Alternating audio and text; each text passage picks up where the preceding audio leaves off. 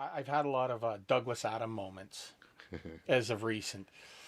You know, if you just sit back and you spend that time to just think about what's really going on around you, and you look at the universe, and it's so big, and there's so much going, like it's infinite, and just all the possibilities going on in this universe. And then you start shrinking down to our planet, and you look at it and go, my God, it's beautiful. What a beautiful planet with all of these. It's so big, you could never see it all. In 1,000 lifetimes, you couldn't see it all.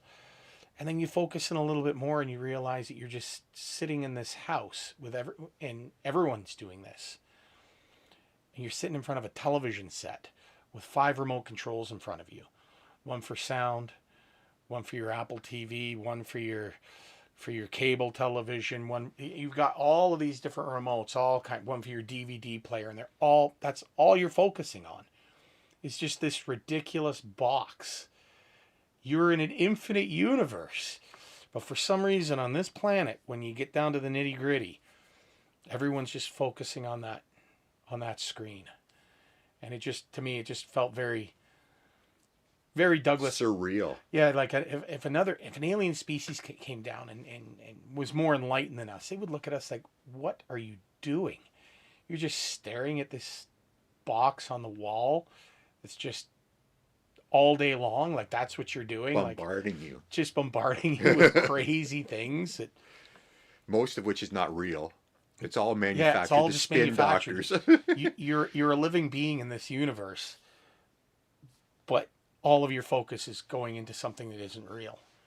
And it's a worldwide phenomenon. And that's kind of the trick with energy laws. It can do some weird stuff. It can pull species, people, countries, species in a bad direction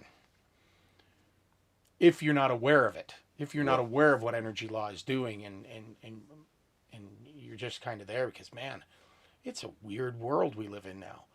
Like, it is just weird. All of the incredible things, all the incredible focus points that you could have and potentials you could have, and most of us are just content watching reruns of Magnum PI, which is a good show, by the way. How much of YouTube is talking about other things on YouTube? It's a feedback loop. How much media is being created talking about media itself? Yeah. Oh, I would say it's 70%. Yeah, it's at least 50, if not 70. Like it's insane. Yeah. This amount of YouTube content about YouTube content. It's the craziest. You could never conceive of that in a million years of it going that way. It's madness, actually. It's just madness. Yeah, it is a feedback loop, and just everyone looking for that new niche. Just somebody focus on me. Somebody just focus your attention on me just for long enough. If I can get enough of you, I can get you to watch this commercial, and I can make $20. If I get 100,000 views, I'll get $20. If I can get 100,000 people watching this, then I'll make my little bit of money. But I've got 50 different videos going out there, and I'm just gonna keep going. And that's why our energy law niche is extraordinary.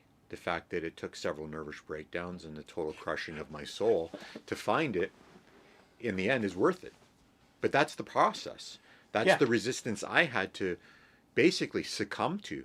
You don't always overcome the resistance. Most times you don't. Yeah, but absolutely. it still molds you in the process, right? Crazy.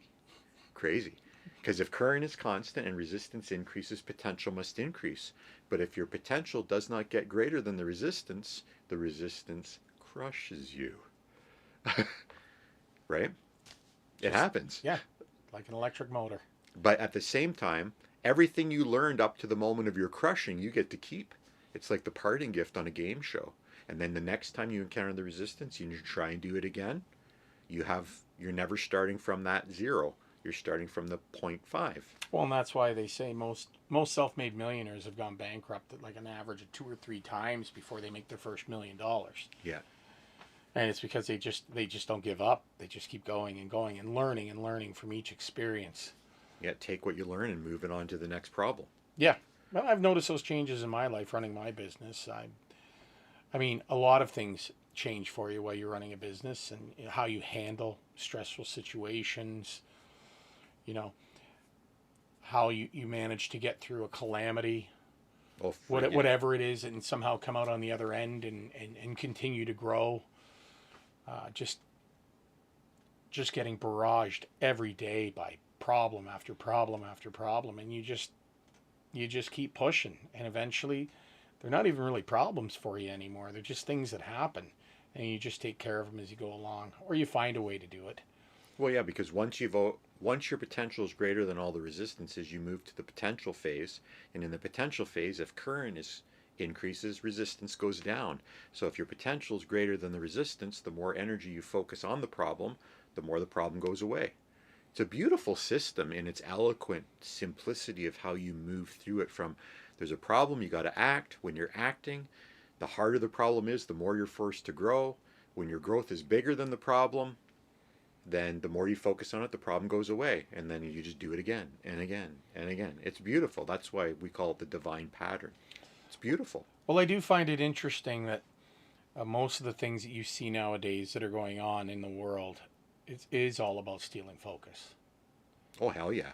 Like that's almost maybe the only thing human beings are really useful for, is our ability to focus. Exactly. And everybody's out there jumping up and down just trying to grab your focus for a few seconds, no matter what it is. It's the reason most industries exist. Sports, the Super Bowl, that's just about, hey, play that game and let's see how many people we can get eyes tuned in on us Yeah. for a brief amount of time so that we can present our message, whatever it is. Drink cherry Coke. That's it. That's it. It's just how many people can you draw focus to one point, and that is worth Everything. millions and millions of dollars. That's the only thing it's what pays for the whole show. How do you draw enough focus to one point? And maybe that means you got to get some of the strongest athletes in the world all to go out on a field and throw a ball around for an hour, as everyone focuses in on the amazing athletic sports and teamwork, and as that focus draws in on them, then they're able to just quickly shift to a commercial, throw out that bit of information that needs to get out there. But it's really that information. It's paying for all of it. It's paying for all. It's all about that focus. How many people can you get watching something and paying attention enough that you can present your message?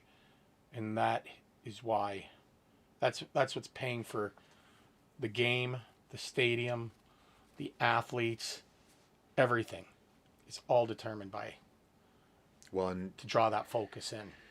when we made the connection between focus and current, because focus is intensity of focused energy. The focus is the current aspect of the equation. It's pretty cool when you think of, that's why on the symbol it's the I. The I on the formula is current. It's the intensity of focused energy. It's how much energy are you focusing into it, or how much energy is being taken away from you. And that's what you're doing every time you sit down in front of the TV and watch a movie.